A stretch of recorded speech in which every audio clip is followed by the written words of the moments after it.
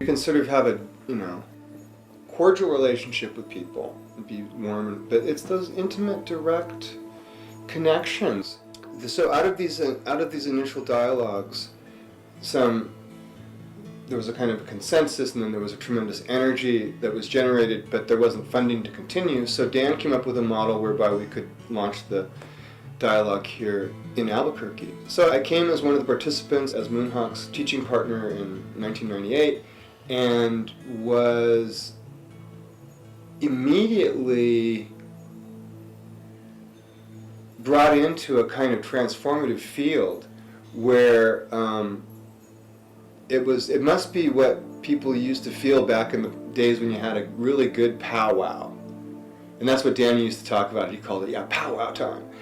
Because the sense of community, the sense of connection and excitement was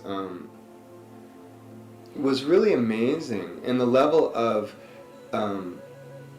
sharing and love between these people who have been divided for so long. That was what was so wonderful, is that you felt like it touched me in my heart, because I think this is a wound that all of us carry, and white people have our own special burden in this, that I think, for me, what it got me over on a personal level was what we call exoticization.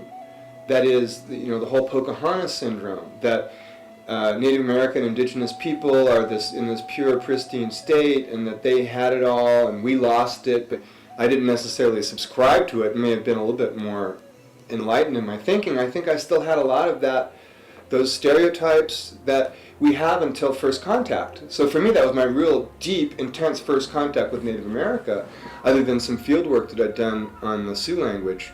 That was a revelation, that was a gift, that was a deep healing for me personally, to feel that I was helping to do something to move the conversation along from where it's been stuck for all these hundreds of years. So that was like just this amazing honor where you, at certain times and places in your life, you feel like, I'm supposed to be here.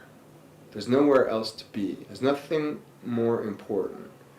And the sense of time expanded, where you're like, well, how are we really going to get into all this deep stuff? And you start to relax into the presence of the dialogue, and then things begin to shift, and you realize that there is always enough time for what's most important. Oh, it just was liberating. We actually don't have to sweat it so much, We can let the process take us where it needs to go.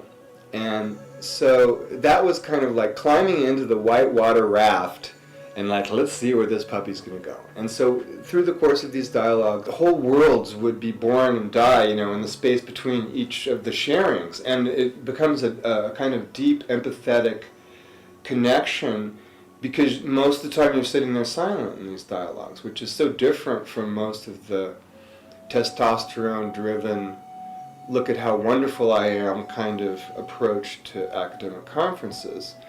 And that's very seductive and inviting, and it continually amazed me, and with kind of every twist and turn. And so then, in the case of my relationship with Moonhawk, this became a whole other wing of our work together.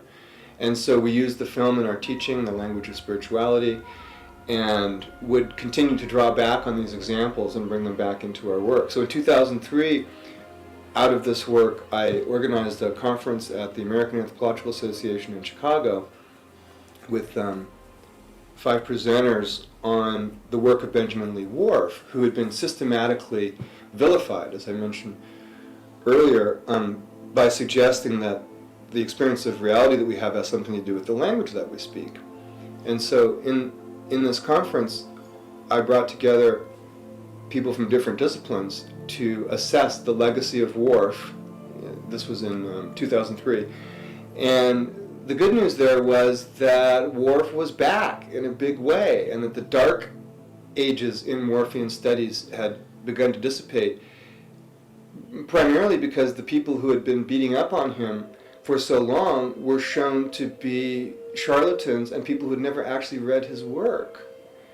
And a deep lesson here that I'd like to bring home for people is that you should study the people who are taboo, who have the dangerous ideas, who are controversial, and you should make it a point of studying all the people that your professors don't want you to study, because often they carry the seeds for the more radical kind of thinking that's actually required right now. Native American languages, with their emphasis on verbs and on process and on flux, do not lend themselves to the abstracting logic of the Western Indo-European mind.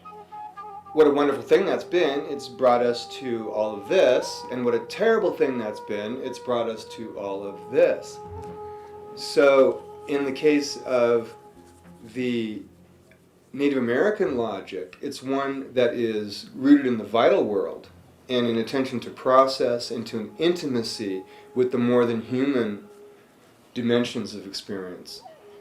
And at this juncture, that's powerful medicine for the planet, for people generally. And it's medicine that can take the form of heart medicine. What a wonderful thing to be participating in this healing after so much blood under the bridge. These remnants of First Peoples are, in a sense, keepers of ancient wisdom that's been hidden from us and occluded owing to the hegemony of the Indo-European logic. So it's an opening, and it's an opening in which I think everyone is welcome. There's a way in which we can say that we're all indigenous people. We have a program at our institute that we used to call the Recovery of Indigenous Mind, which was about helping alienated white people, mostly, to activate within their own roots and histories and genealogies the sources of indigenous wisdom that allowed their people to thrive and survive in the first place. So I think the opportunity is for us to lift each other up and to work on the head magic as well as the heart magic. And I think that's a really important opportunity that's in front of us right now. And these conferences, these dialogues are exploring that, just in the format and the freewheeling nature of how it happens, and the people that come together. So I feel like I don't want to make too much of it, because we're just a bunch of people sitting around in a room in Albuquerque, really. But by the same token, that's how worlds are remade. It's exactly in rooms with people working it out that we forge some solutions, some responses, capacities. Take it back out in the world. Come back next year.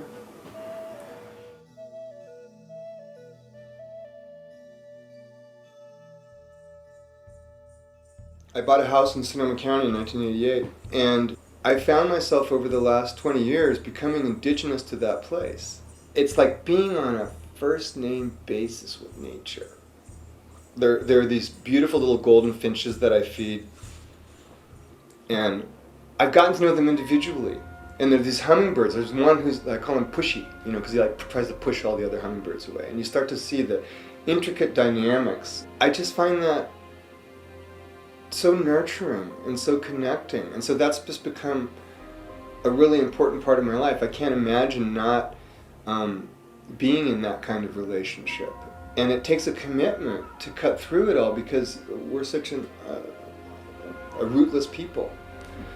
And I'm a fifth-generation Californian, but I don't think that my people ever had much of the luxury of feeling like that they were part of this place, because so much of it was just they were dirt farmers and so forth, and it was just a struggle for survival. So it's like, by the luck of being in this generation, I have a chance to to reconnect. I ended up in a more intimate connection with nature, and then also having a capacity to really collaborate and have genuine partnership with people. It allows me to connect with the larger we that's underneath the me.